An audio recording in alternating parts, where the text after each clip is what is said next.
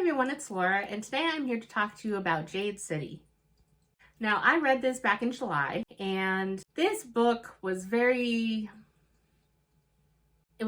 confusing experience for me. Not that the book itself was confusing, but my thoughts and my feelings on the book are kind of somewhat confusing. I basically gave this book a chance because I've seen this trilogy, The Green Bone Saga by Fonda Lee, on so many people's shelves, and so many people rave about it, and they love the world and they love the magic system, and I had to give it a shot. And when I went to the used bookstore last year, there was one copy of Jade City, and it seemed like a sign that I should give it a shot. So I picked it up. I don't remember if this is technically classified as YA, but I think going in, whether or not it is, going into it, I thought it was YA, and I was kind of surprised by the tone and the story that was being told. So this is a story about an island, Kekon, Kekon, Kekon, and it's ruled primarily by two warring clans, and the protagonists that we are following are part of the Call family of the No Peak clan, and they are fighting against the Mountain clan, I believe they were, and we're following the three siblings in the next generation of leadership for the No Peak clan. So Lan is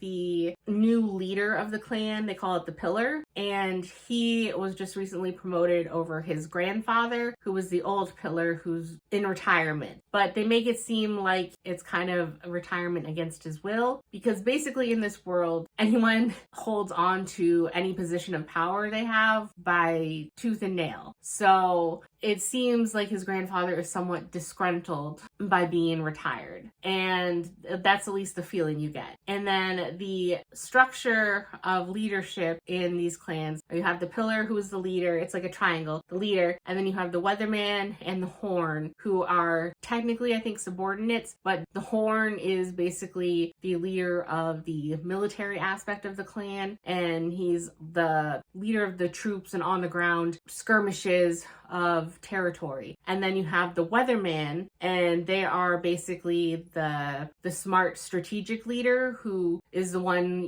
playing 4D chess and trying to come out with the best strategies for the clan to reach its goals. So the Horn is Lan's younger brother, Hilo, and he is an amazing Horn. He's so well respected. Everyone looks up to him, trusts in his leadership and his skills, and he feels secure in his position. So Lan doesn't really feel that he's ready for being the Pillar, but he has to put on an air of confidence, and Hilo just is so comfortable in his position. The Weatherman is unfortunately taken up by Daru, D-A-R-U, Daru, who was the Weatherman for Lan's grandfather, and he's an old man from the old guard, and basically he saw Lan grow up and still treats him as a child. And despite Lan being the Pillar, Daru doesn't give him the respect that he's owed now as a Pillar, and still basically treats him and talks to him like a child, even though he pretends like he respects him as the new Pillar and leader, and that grates on a lot of people. So the third sibling is their sister Shay, who was abroad for school and had a romance, and she comes back after the romance fell through, and everyone is happy, basically ready to welcome her back into their family, slot her into an appropriate position, and she wants nothing to do with the family, because the family is like a mafia crime drama, so she wants nothing to do with it and that style of life where they're constantly bickering and there's turf wars, and she wants none of it. And the main thing that makes this really cool with the magic system is Jade. And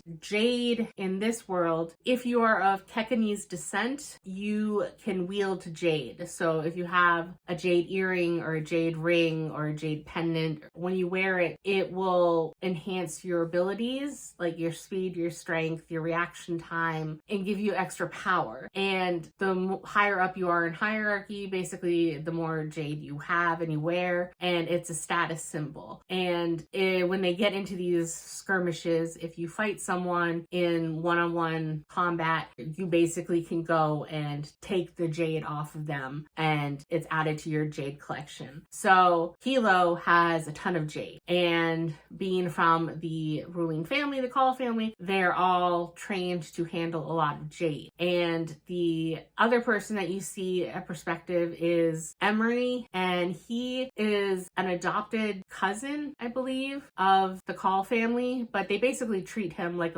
a younger brother. And he is actually in a school, because anyone who can wield jade, you have to train in this school to build up your physical body, because if you're not properly trained in how to wear jade, it can do some real damages to you physically, mentally, and people can go crazy from it, basically. And if you're not of Kekanese descent, then you basically go crazy almost immediately if you try and handle or wield jade. There seems to be, I forget what the races are. There seem to be 2 other races on the island. One of them, you basically go crazy if you handle jade. The other one, they can handle jade safely. They were called Stone something, Stone Eyes, Stone something, but they could safely handle jade, but they don't get a boost from it. It's basically just like in our world, it's just a pretty stone. But the other people, I think they called it the itches, where you basically, it's like you're a drug addict or something. You're a jade addict where you have to get your next fix. You can't think of anything other than getting your hands on more jade, and it just drives you crazy. So that's the world that this is taking place in. And this is where my confusing feelings for this book come in, because I know there are darker romances with mafia love interests, and that's a darker romance theme. And I know that there are other, I'm sure, dramas out there that take place in the seedy underbelly. That's never been anything that's really appealed to me. I don't really go out of my way to find those types of stories. They don't really do a lot for me. I like my romances more sweet than I do dark, and I'm not really interested in criminals jockeying for who's going to be the top dog. So while I found the world building and the power magic structure of the Jade super interesting, it felt like a real place, and it was really well fleshed out, and I admire Fonda Lee for her ingenuity and just the creativity, and I was just in awe of how well thought out everything was. Like you learn about the economic system, you learn about the political structure on the island. There's like a council that is making decisions for the island in general, that it helps keep peace between the No-Pi clan and the Mountain clan. Well, how do you get the Jade? There's a mine that is being worked by both clans, but then they have an oversight. Like everything you could think to question of what would make this world function, she's thought out, and it's there. But for me personally, again, it's not the type of story that I would normally go out of my way to consume. So I have such mixed feelings, because I ended up giving it a 4, and I think I will continue. But it's weird to appreciate it. You can appreciate something while still recognizing that it's not necessarily for you. And so it didn't read like a YA. I went in thinking it was a YA. It didn't read like a YA, and it was well thought out, and I would highly recommend it to anyone that is into this type of story. If it sounds interesting to you, go read it. I highly recommend it. But if you're like me and aren't really into the mafia type stories, there is no real romance. I mentioned how mafia is part of dark romance. There is no real romance. Hilo is kind of in a relationship with someone, but that's not a focus whatsoever. So if you're not really into the crime family dynamic, it might not be a story for you. But even after all this time, I'm still very torn about my thoughts about this book. So I ended up, like I said, giving it a 4-star. I was very impressed, but also don't know if it's really the story for me. I have actually since made the decision to unhaul my copy, because while I think I will continue, probably with audiobook only, I don't ever foresee myself wanting to go back and reread the trilogy, even if I do really like the next 2 books. So take that as we will. That's it for this video, and I will see you in the next one. Bye.